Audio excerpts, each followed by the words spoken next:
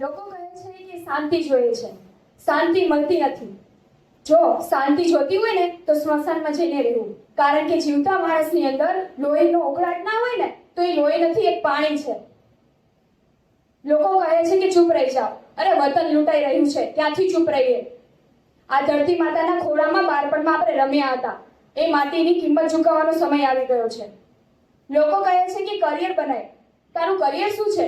અરે કરિયર તો રસ્તા પર જતા કોઈ પણ વ્યક્તિ બનાવી લે છે. હવે કરિયર બનાવવા નથી નીકળ્યા, અમે જીવન બનાવવા નીકળ્યા છીએ. અને જે વ્યક્તિને કરિયર અને જીવન વચ્ચેનો ભેદ નથી સમજાતો ને, એ જ આજે દેશના અત્યાચાર, અંધશ્રદ્ધા અને ભ્રષ્ટાચારની માયામાંથી દેખાતું નથી, કશું જ જોતા નથી ને કંઈ ખબર જ નથી પડતી. અરે કોરોનામાં શ્વાસ લેવાને અટકી ગયો હતો ને શ્વાસ લેવાના ફાંફા પડી ગયા હતા, તો હજી સમજાતું નથી કે શું છે આઝાદી. આઝાદીની કેટલી મોટી કિંમત ચૂકવી તો એ ખબર નથી કે આપણા બલિદાનો અને આપણા વીર કોણ છે.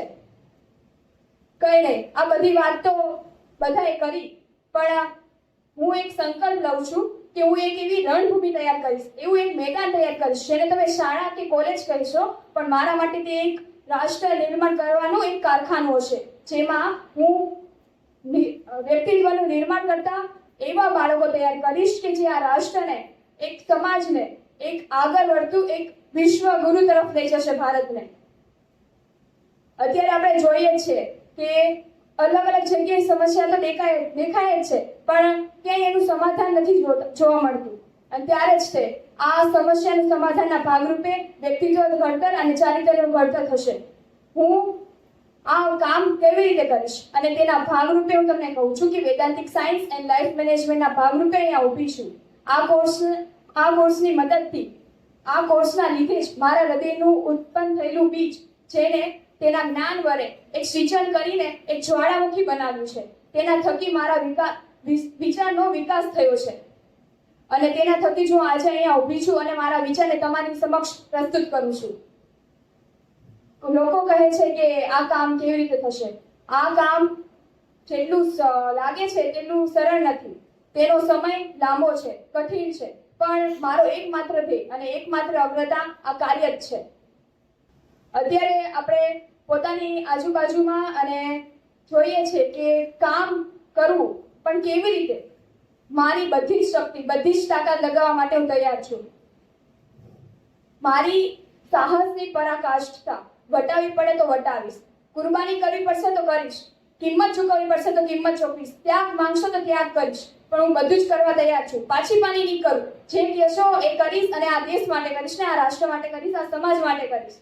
જ્યારે આપણી આજુબાજુમાં કંઈક નાની મોટી સમસ્યા જોતા હોય ને, ત્યારે એની બાજુમાં જ ઉભા રહીને આપણે કહીએ છીએ કે આ બધા ક્યાં જાય છે, અને તેના ભાગીદાર આપણે ક્યાંક ને ક્યાંક આપણે પોતે જ હોઈએ છીએ.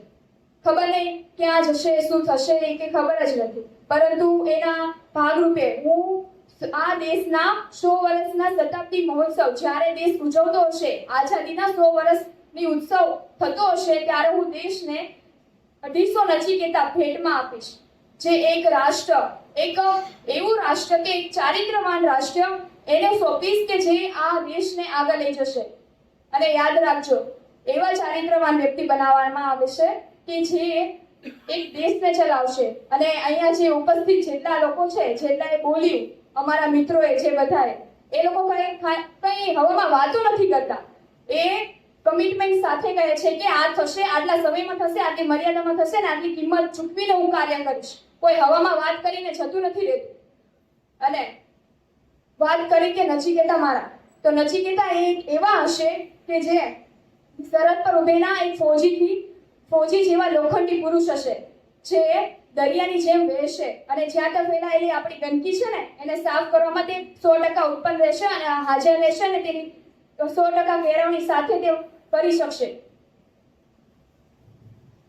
અને તમને પણ એક વિનંતી છે કે મારા જ્યાં સુધી શ્વાસ ચાલશે ત્યાં સુધી આ કાર્ય તો કરતી રહીશ, પણ એક છે કે નચિકેતા બનાવવા માટે મારો બધાનો સાથ સહકાર તો જોશે. એટલે હું બધાના ઘરે જઈને દરવાજા ખખડાવીને કહીશ કે તમારા બાળક, તમારા ઘરમાં જે જન્મેલો દીકરો છે ને, એક નચિકેતા બનવા માટે જન્મ્યો છે, તેને આવી રીતે જીવન વેડફવા માટે નહીં, તેનું કારકિર્દી માટે જીવન નથી બન્યું. જીવન અને કારકિર્દી બે અલગ છે, તો એનું જીવન બનાવો, નહીં કે કારકિર્દી. અને હા, યાદ રાખજો, આપણે હું આ ધરતી પર એક રણભૂમિમાં ઉતરી છું હાલ. તો આ રણભૂમિના ભાગરૂપે ક્યારેક મારું આ શરીર ઢળી પડે ને તો તમારી એક જવાબદારી છે કે એક સિપાહી મેદાનમાંથી ઢળી પડે તો બીજા 100 સિપાહી તમારે આ મેદાનમાં મોકલવાની તમારી આ જવાબદારી છે. અને આશા છે કે તમે આ જવાબદારી નિભાવશો અને બીજા 100 નચિકેતા તમે સ્વામી વિવેકાનંદના કહેવા ઉપર તમે આપશો. આ સાથે મારી વાણીને વિરામ.